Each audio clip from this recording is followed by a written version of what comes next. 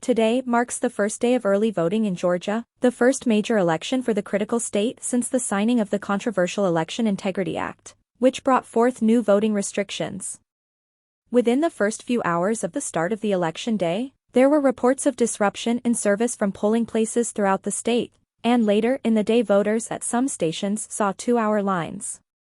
Still, voters and election officials remain optimistic about the midterm elections, which will decide the strongly contested rematch between gubernatorial candidates Stacey Abrams and Brian Kemp, and which party controls the United States Senate with the election between Senator Raphael Warnock and controversial figure Herschel Walker. There are a lot of new learnings and procedures, but they are all working out very smooth, says Janine Evler, Director of Cobb County Elections and Registration.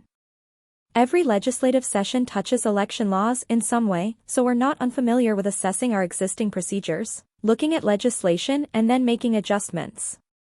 While election officials worked to prepare for the start of early voting, technological issues persisted. New Georgia Project, a voting rights organization based in the state, reported that in multiple counties, including two of the largest, DeKalb County and Fulton County, the system used to check in voters, ENIT, went down and extended the wait for voters waiting in line, sometimes occurring numerous times at a single location. In the past, Georgia voters have experienced hours-long wait times due to similar issues.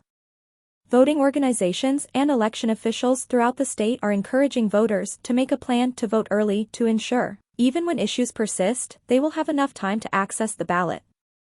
We are encouraging voters to vote early because there are 3 weeks of early voting.